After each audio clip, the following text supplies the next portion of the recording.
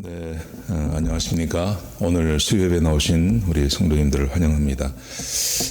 아침에 새벽 예배 때 광고 드린 것처럼 금요일 날 오전 10시부터 교회 청소도 하고 또 잔디도 깎고 또 페인트칠 하는 것도 좀 하려고 합니다. 그래서 많은 손길이 좀 필요합니다. 좀 시간이 되시는 분들 좀 나와서 같이 도와주시기 바랍니다. 오늘은 베드로 후서 첫 번째 시간입니다. 하나님의 말씀은 베드로 후서 1장 1절부터 11절까지 말씀입니다. 제가 한 절 읽고 여러분들이 한 절 읽고 해서 교독하시겠습니다. 제가 먼저 읽겠습니다. 예수 그리스도의 종이며 사도인 시몬 베드로는 우리 하나님과 구주 예수 그리스도의 의를 힘입어 동일하게 보배로운 믿음을 우리와 함께 받은 자에게 편지하노니 하나님과 우리 주 예수를 알므로 은혜와 평강이 너에게 더욱 많을지어다. 그의 신기한 능력으로 생명과 경건에 속한 모든 것을 우리에게 주셨으니 이는 자기의 영광과 더불어서 우리를 부르신 이를 알므로 말미암음이라. 이로써 그 보배롭고 지극히 큰 약속을 우리에게 주사 이 약속으로 말미암아 우리가 정욕 때문에 세상에서 썩어질 것을 피하여 신성한 성품에 참여하는 자가 되게 하려 하셨느니라. 그러므로 너희가 더욱 힘써 너희의 믿음의 덕의 지식의 절제의 인내를, 인내의 경건의 형제 우애의 사랑을 더하라. 이런 것이 너에게 있어 흡족한즉 너희로 우리 주 예수 그리스도를 알기에 게으르지 않고 열매 없는 자가 되지 않게 하려니와 이런 것이 없는 자는 맹인이라. 멀리 보지 못하고 그의 옛죄가 깨끗하게 된 것을 잊었느니라. 그러므로 형제들아 더욱 힘써 너희 부르심과 택하심을 굳게 하라. 너희가 이것을 행한즉 언제든지 실족하지 아니하리라. 이같이 하면 우리 주 곧 구주 예수 그리스도의 영원한 나라에 들어감을 넉넉히 너희에게 주시리라. 아멘. 지난 3번에 걸쳐서 베드로 전서를 함께 나누었습니다. 그리고 오늘부터 베드로 후서를 함께 나누겠습니다. 베드로 전서와 베드로 후서는 거의 동일합니다. 쓰여진 시간도 거의 똑같고요. 장소도 거의 똑같습니다. 베드로가 썼고 로마에서 썼다고 그렇게 보여집니다. 근데 베드로 전서의 목적과 베드로 후서의 목적이 조금 다릅니다. 베드로 전서는 극심한 박해를 받는 교우들을 위로하고 격려하기 위해서 쓰여진 책입니다. 근데 베드로 후서는 그런 위로와 격려보다는 교회 안에 들어와 있는 거짓 교사들이 있었습니다. 초대교회, 특별히 우리 소아시아 지역에 있었던 교회들은 밖으로는 굉장한 박해가 있었고요. 또 교회 안에서는 거짓 교사들의 잘못된 가르침이 있었습니다. 그래서 베드로 후서를 통해서 교회 안에 들어와 있는 거짓 교사들의 그 유혹에 빠지지 않고 참된 믿음을 가지게 하기 위해서 이 본문을 썼습니다. 그 참된 믿음이라는 것은 어떤 걸 의미하는 거냐 하면 구원론을 말하는 것입니다. 대부분 그 이단들의 특징은 구원론이 조금 다른 겁니다. 그래서 사도 베드로는 오늘 본문을 통해서 사람이 구원을 어떻게 받는지에 대해서 굉장히 자세하게 이야기하고 있습니다. 그 구원론을 함께 나눌 거고요. 그리고 우리 베드로 후서를 이제 한 번씩 봐나가도록 하겠습니다. 오늘 본문 1장에 보시면 1장에서는 구원론에 대해서 이야기하는데 구원은 오직 믿음으로 구원받고 이것은 하나님의 선물인 것을 우리에게 강조하고 있습니다. 1장 10절을 보시겠습니다. 구원은 하나님의 선물이다 그렇게 강조합니다. 1장 10절에 보시면요. 그러므로 형제들아 더욱 힘써 너희 부르심과 택하심을 굳게 하라. 구원을 이렇게 말합니다. 너희의 부르심과 택하심이라고 구원을 강조하고 있습니다. 너희가 이것을 행한즉 언제든지 실족하지 아니하리라. 구원은 하나님의 택하심과 하나님의 부르심으로 이어지는 것입니다.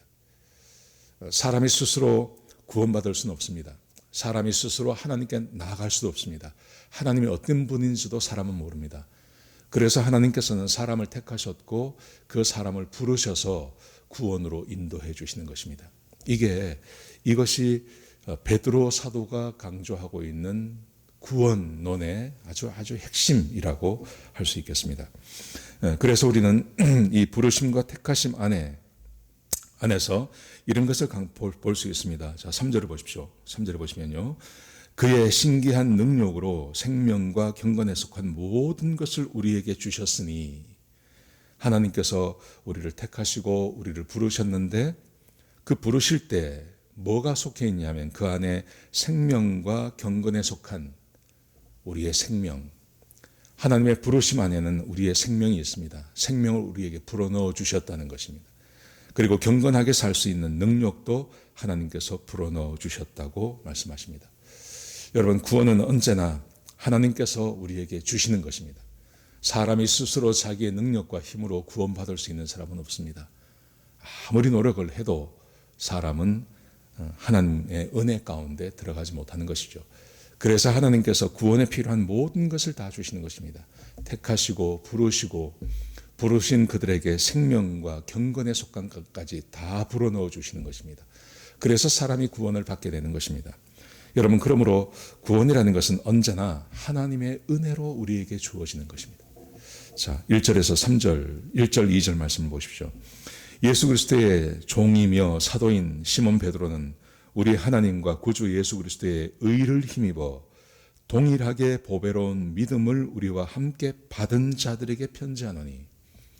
사도 베드로는 지금 소아시아 교회에 있는 그리스도인들에게 편지를 보냅니다.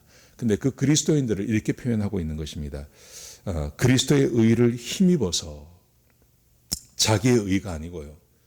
사람이 의롭게 사는 자기의 의가 아니라 그리스도의 의를 힘입어 동일하게 보배로운 믿음을 우리와 함께 받은 자들에게. 믿음을 받았습니다. 내가 믿음을 스스로 만들어내어서 하나님을 믿어드린 게 아니라 믿음까지도 하나님께서 우리들에게 주셨다는 것입니다. 그래서 믿음을 받은 자들에게 이렇게 표현을 하고 있습니다. 여러분, 그래서 성경은, 모든 성경 안에는 구원은 절대 사람이 스스로 만들어내거나 아니면 자기 안에 있는 것이 아니라 구원은 언제나 하나님의 선물이라고 우리에게 가르치고 계시는 것입니다. 대표적인 말씀이 에베소서 2장 8, 9절 말씀이죠. 너희는 그 은혜에 의하여 믿음으로 말미암아 구원을 받았으니. 보배로운 믿음을 우리와 함께 받은 자들에게 편지하노라. 그런데 에베소서에서도 너희가 그 은혜에 의하여 믿음을 받았으니 이것이 너희에게서 난 것이 아니요 하나님의 선물이라. 사람이 자기가 잘나서 자기의 의로운 행위로 구원받은 게 아니라 하나님의 선물이라고 그렇게 표현하고 계신 것입니다. 여러분, 이것은 예수님께서도 똑같이 말씀하셨습니다. 예수님께서 제자들에게 이렇게 말씀하시죠. 너희는 나를 누구라고 하느냐? 사람들이 나를 누구라고 하느냐? 그랬더니 엘리야입니다. 선지자입니다. 이런 말씀을 쭉 하죠. 그랬더니 예수님께서 제자들에게 묻습니다. 너희는 나를 누구라고 하느냐? 그랬을 때 베드로가 대답을 합니다. 주는 그리스도시요 살아계신 하나님의 아들이십니다. 그렇게 말을 했을 때 그 말을 들은 예수님께서 이렇게 말씀하세요. 마태복음 16장 17절에 보시면 예수께서 대답하여 이르시되 바요나 시몬아 내가 복이 있도다. 이를 알게 한 이는. 이것은 베드로가 스스로 깨달은 게 아니라는 거죠. 베드로가 예수님과 함께 있으면서 이분은 하나님의 아들이시다 이렇게 깨달은 게 아니라는 거예요. 그 깨달음조차, 그 지혜조차 하나님이 주셨다는 것입니다. 그래서 이를 내게 알게 한 이는 혈육이 아니요 하늘에 계신 내 아버지시니라. 하나님께서 은혜를 부어주셔서 알게 하셔서 베드로가 예수님이 하나님의 아들인 것을 알게 되었다는 것입니다. 여러분, 12제자를 생각해 보십시오. 12제자는 함께 3년을 예수님과 함께 있었습니다. 만약에 베드로가 사람의 지식으로 그냥 예수님을 하나님의 아들로 받아들였다면 가룟 유다도 그렇게 받아들였을 것입니다. 그런데 가룟 유다는 그 하나님의 은혜를 거부합니다.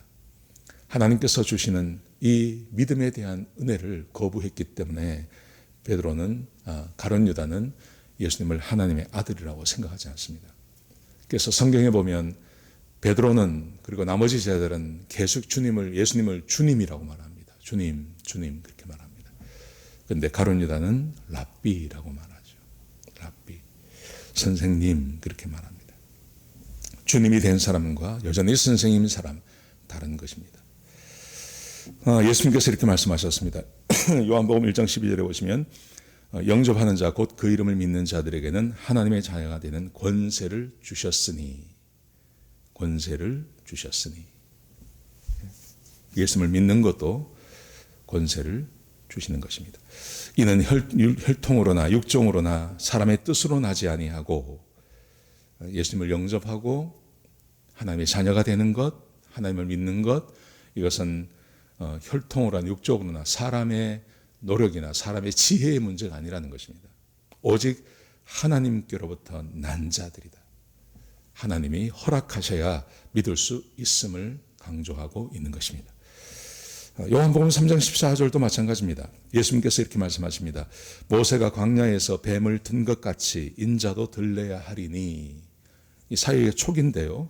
예수님께서 십자가에 못 박히실 것을 말씀하십니다. 그러면서 그 이유를 이렇게 설명하십니다.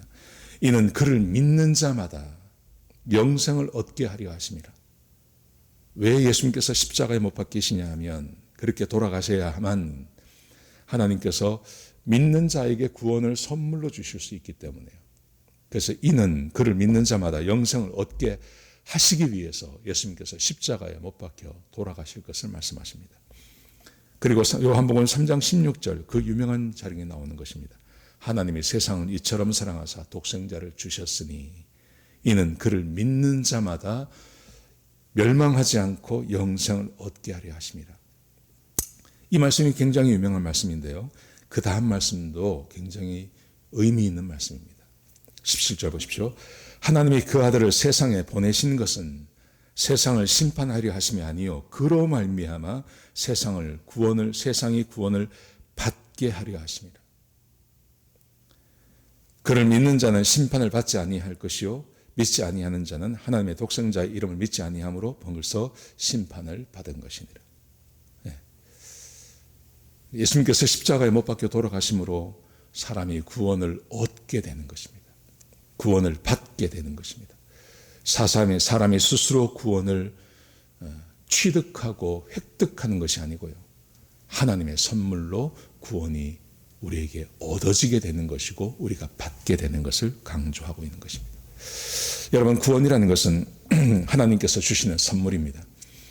그 선물이라는 것이 확실하다면 여기에 한 가지 교리가 더 들어갈 수 있습니다. 그것은 바로 구원은 취소되지 않는다는 겁니다. 하나님의 선물이기 때문에 사람도 선물을 줬다가 뺏는 사람 없지 않습니까? 그 뺏는 사람은 아주 인격이 별로 좋지 않은 사람이죠. 사람도 그러한데 하나님께서 구원을 선물로 주셨습니다. 그러면 그 구원은 취소되지 않는다는 겁니다.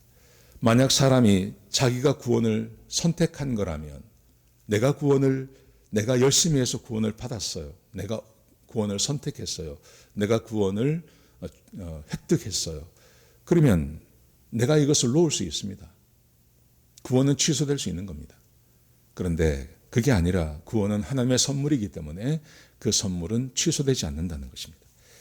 베드로후서 1장 3절에 보시면 이렇게 말씀하십니다. 오늘 본문의 말씀 가운데 있죠.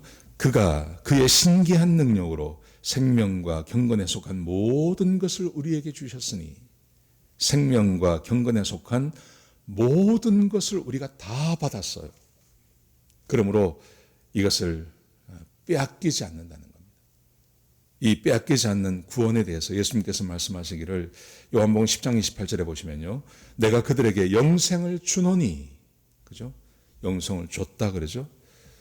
생명과 경건에 속한 모든 것을 우리에게 주셨습니다.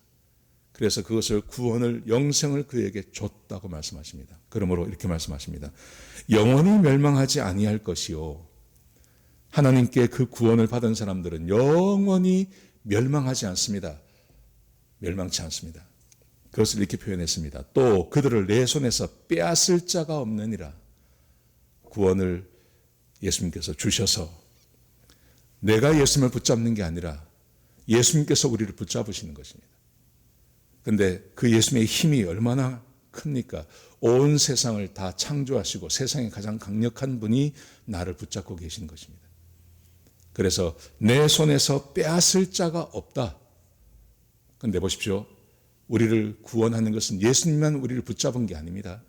그 다음 말씀해 보시면 그들을 주신 내 아버지는 만물보다 크심에 아무도 아버지 손에서 빼앗을 수가 없느니라. 구원이라는 것은 예수님께서만 나를 붙잡고 계시는 게 아니라 하나님도 나를 붙잡고 계십니다. 성삼위일체 하나님, 성부 하나님, 성령 하나님, 성자 하나님, 그분들이 우리 안에 거하시고 나와 함께 동행하시고 나를 붙잡고 계시기 때문에 어떤 것도 이 구원이 취소되지 않는다. 그렇게 말씀드릴 수 있겠습니다. 구원은 하나님의 선물이라는 것이 우리에게 얼마나 좋은지 모릅니다. 그렇기 때문에 구원은 절대 취소되지 않는 것입니다. 지금 베드로 사도가 베드로 전서를 통해서 이것을 사람들에게 강조하고 있는 겁니다. 근데 이 소아시아 지역에 몰래 들어온 유대인들, 또 거짓 교사들, 이런 사람들은 행위로 구원받는 것을 자꾸 이야기합니다.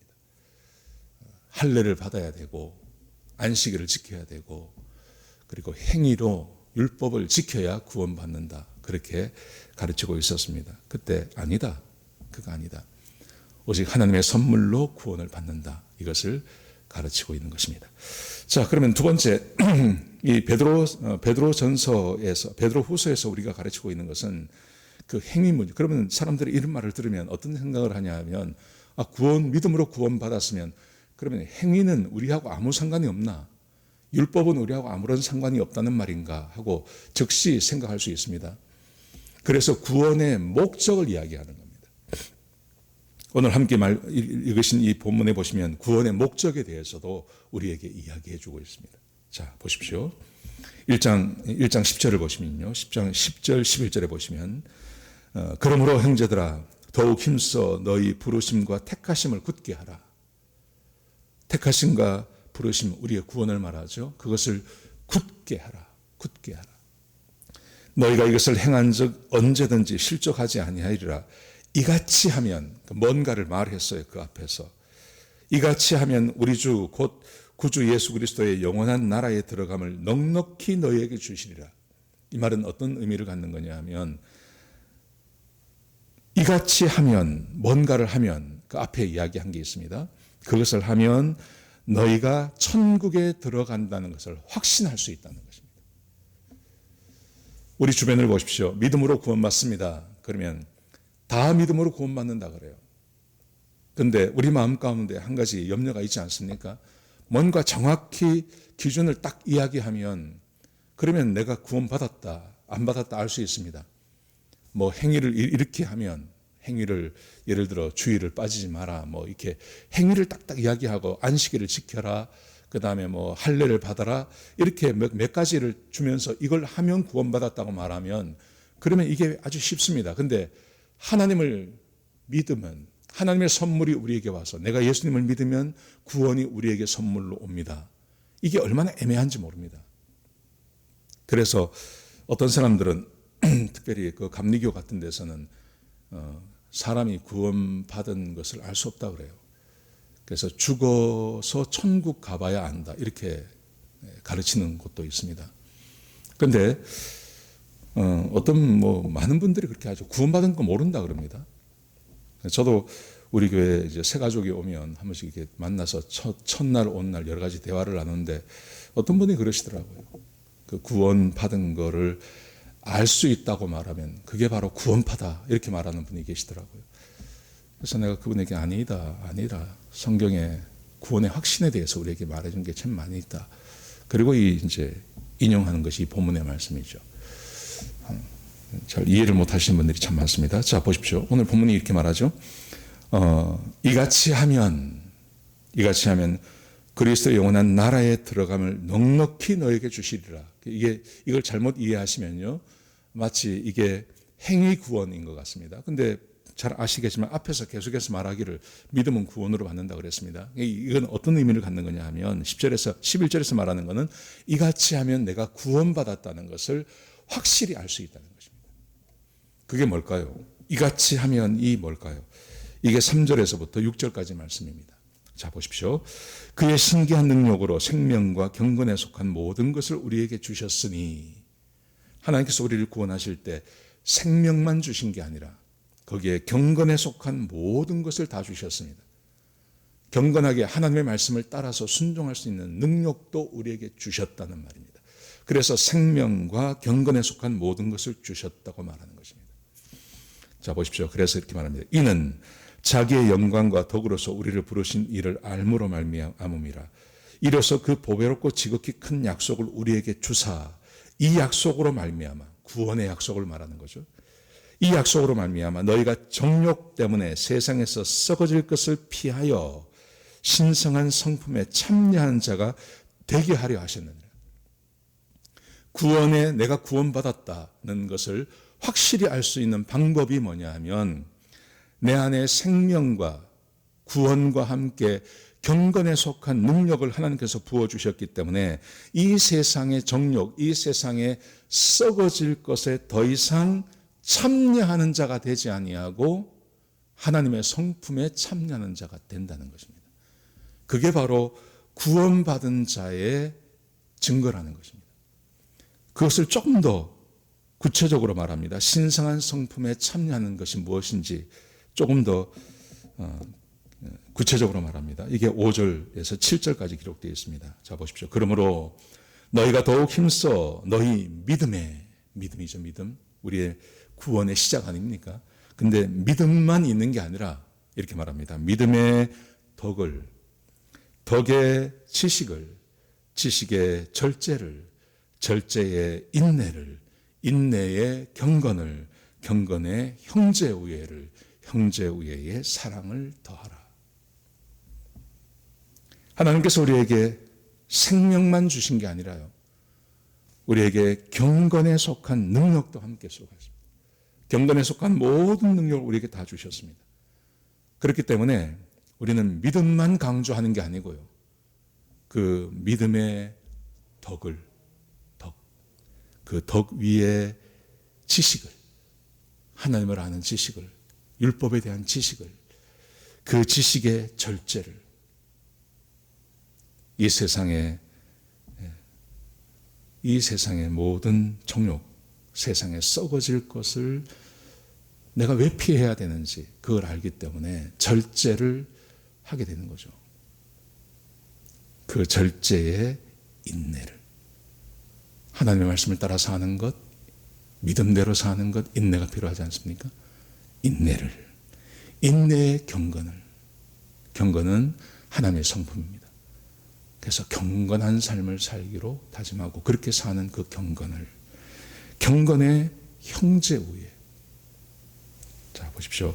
이 모든 것은 내가 하는 겁니다. 덕, 지식, 절제, 인내, 이 경건, 이것은 혼자 하면 되는 건데 이게 열매 맺는 곳이 있어야 됩니다. 그게 어떻게 열매 맺냐 하면 형제우애. 그러니까 세상 모든 사람을 다 사랑하라는 말 아닙니다. 우리 교회 안에서 형제로 묶어진 그 형제들과 함께 우애하며 지내는 것, 좋은 관계를 맺고 지내는 것, 이게 구원받은 증거라는 겁니다. 구원받은 증거. 거기다 형제우애의 사랑을. 내가 구원받은 하나님 백성인가? 내가 천국 갈 수 있는가? 무엇으로 할 수 있냐 하면 믿음만 있는 게 아니라, 그 믿음은 저 밑에 있지 않습니까? 제일 기본 아닙니까? 믿음의 덕을, 덕의 지식을, 지식의 절제를, 절제의 인내를, 인내의 경건을, 경건의 형제우애를, 형제우애의 사랑을. 그래서 예수 믿기 전에는 절제하지 못하고 인내하지 못하고 이 세상의 정욕과 세상에 썩어질 것에 나를 막 방임하고 방치했다면, 내가 하나님을 믿고 난 다음에 내 안에 믿음이 들어오고 하나님께서 나에게 생명만 주신 게 아니라 우리에게 경건에 속한 모든 능력을 부어주셨기 때문에 내가 그 믿음을 가지고 그리스도를 알아가는 지식, 하나님을 알아가는 지식, 성경을 읽고 나가면서 하나님께서 우리에게 뭘 기대하시는지를 내가 깨닫고 그 지식 위에 절제를, 나를 절제하고 더 이상 세상의 정욕과 세상에 썩어질 것에 나를 방임하지 않도록 내가 절제하고 내가 경건하게 살고 그리고 그것이 열매 맺는 것이 다른 형제들과 함께 우애하고 지내며 그리고 그 위에 사랑을 더하는 것. 이게 드러나면 그 사람이 바로 구원받은 하나님의 백성이라는 거죠.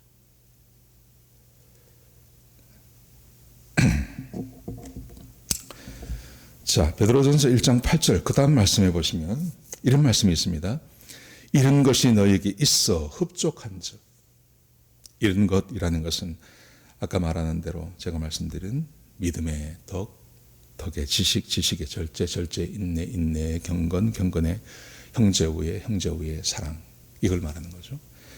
이런 것이 너에게 있어 흡족하게 이게 풍성이 있으면 너희로 우리 주 예수 그리스도를 알기에 게으르지 않고 열매 없는 자가 되지 않게 하려니와. 그러면 하나님의 자녀라는 것이 확실하다는 것이고. 자, 이런 것이 없는 자는 맹인이라 멀리 보지 못하고 그의 옛죄가 깨끗하게 된 것을 잊었느니라. 구원받지 않았다 이렇게 말하지 않습니다. 그런데 이것은 구원의 목적에 합당하지 않다 그렇게 말하는 것입니다. 옛죄가 깨끗하게 된 것을 내가 구원받아서 세상으로부터 분리되었다는 것을 모르는 사람이다 이렇게 말하고 있는 것입니다. 에베소서 2장 10절에 보시면 우리는 그가 만드신 바라 우리의 목적을 이렇게 말합니다. 왜 우리를 구원하셨는지 우리는 그가 만드신 바라 그리스도 예수 안에서 선한 일을 위하여 지으심을 받은 자니. 선한 일 그렇지 않습니까? 우리가 신명기를 보면서 호렙산에서 하나님께서 이스라엘 백성들과 언약을 맺지 않습니까? 그 언약이 뭡니까? 십계명을 지키면 내가 너를 복주겠다는 거죠. 하나님의 이 마음은 한 번도 변한 적이 없습니다. 하나님께서는 이스라엘 백성들이 자기 백성들이 하나님과 함께 동행하며 자기의 성품을 따라 살기를 원합니다. 그게 하나님을 사랑하고 이웃을 사랑하는 삶입니다. 호렙산에서 그 언약을 맺으셨습니다. 그리고 예수님께서 이 땅에 오셨습니다. 예수님께서 이 땅에 오셔서 그가 십자가에 못 박혀 죽으심으로 우리를 구원하셨습니다. 그 구원하신 목적이 뭐냐 하는 것입니다. 선한 일을 위하여 지으심을 받은 자니 그리스도 예수 안에서 선한 일을 위하여 지으심을 받은 자니 이 일은 하나님이 전에 예비하사 우리로 그 가운데서 행하게 하려 하심이라. 하나님께서 처음부터 예비하셨던 일입니다. 하나님께서 처음부터 이스라엘 백성들이 하나님 말씀에 순종하지 않지 않습니까? 구약 성경이 그걸 말해주지 않습니까? 근데 그때마다 하나님께서 때마다 시마다 절망적일 때 그때가 오면 내가 내 영을 모든 사람에게 부어주려니 그들이 하나님의 말씀에 순종할 것이고 그들이 내 백성이 되고 나는 그들의 하나님이 되고 지금 그 말씀하고 계시는 것입니다. 그리스도 예수 안에서 선한 일을 위하여 지으심을 받은 자니 이게 구원의 목적이라는 것입니다. 자, 생각해 보십시오. 우리가 받은 구원 그것은 은혜로 받는 것입니다. 그것은 하나님의 선물입니다. 하나님께서 선물로 구원을 주지 아니하시면 누구도 구원받을 수 없습니다. 자, 그런데 구원의 확신을 얻을 수 있는 것 그리고 구원의 목적은 분명히 변화되어진 삶이라는 것이죠. 내가 구원받았지만 여전히 세상의 정욕과 세상에 썩어질 것에 몸담고 사는 게 아니라 거기서부터 나와서 믿음의 덕을 더하고 덕의 지식을 더하고 지식의 절제를 더하고 절제 인내를 더하고 인내의 경건을 더하고 경건의 형제 우애를 더하고 형제 우애의 사랑이 있는 그런 삶을 사는 사람을 우리는 믿음 구원받은 하나님의 백성이라고 말하는 것입니다. 여러분, 그러므로 구원받은 하나님 백성에게 이제 도덕적인 삶, 하나님의 말씀을 따라 사는 그 율법을 지키며 하나님의 말씀을 지키며 사는 것이 우리에게서는 사명과 같은 것입니다. 이것에 대해서 이야기하면 자꾸 이해를 잘 하지 못해서 행위 구원, 그것은 믿음의 구원이 아니라 행위 구원을 말하는 거 아닌가 이렇게 말하는 분이 계십니다. 아닙니다. 구원은 그렇게 받는 겁니다. 그런데 하나님께서 그렇게 우리를 구원해 주신 이유는 아까 말씀드린 것처럼 경건하게 사는 하나님의 백성으로 살게 하시기 위해서 그렇게 하셨다는 것입니다. 여러분, 그러므로 베드로의 구원론, 베드로 사도가 말하는 구원론은 아주 명확합니다. 구원은 은혜로 받습니다. 근데 구원받은 성도에게는 반드시 선한 삶이 드러나야 합니다. 자, 그런데 완전한 사람은 없습니다. 어떻게 사람이 완벽하게 선한 삶을 살 수 있겠습니까? 그렇지만 한 가지 분명한 사실은 거듭난 그리스도인은 처음은 아주 미약합니다. 근데 구원받은 하나님의 백성의 특징이 드러나게 되어 있습니다. 왜냐하면 구원할 때 믿음만 주신 게 아니라 우리에게 선한 능력도 함께 부어주셨으니까요. 그래서 시간이 지나가면 지나갈수록 선하고 착한 사람, 거룩한 삶을 사는 이 세상에 속하지 않은 삶을 살게 되어 있습니다.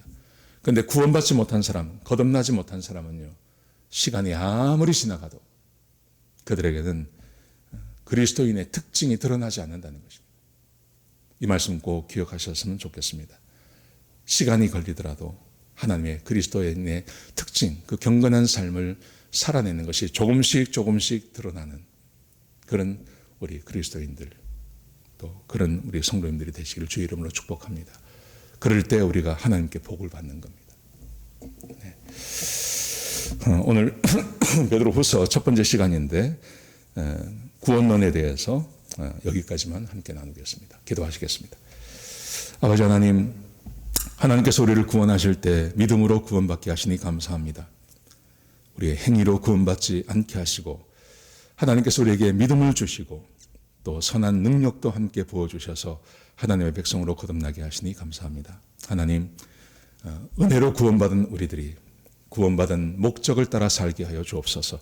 착하고 선한 삶 살게 하여 주옵소서. 형제와 우애하고 지나며 사랑이 있는 삶을 사는 주의 백성들이 될 수 있도록 역사하여 주옵소서. 특별히 오늘 새벽 예배, 수요 예배에 나와서 함께 기도하고 함께 말씀을 나눈 우리 성도님들을 축복합니다. 그들의 삶 가운데 늘 주의 은혜가 함께하는 복된 삶이 되게 하여 주옵소서. 주님 귀한 시간 주셔서 감사합니다. 예수님의 귀하신 이름으로 기도드렸습니다. 아멘.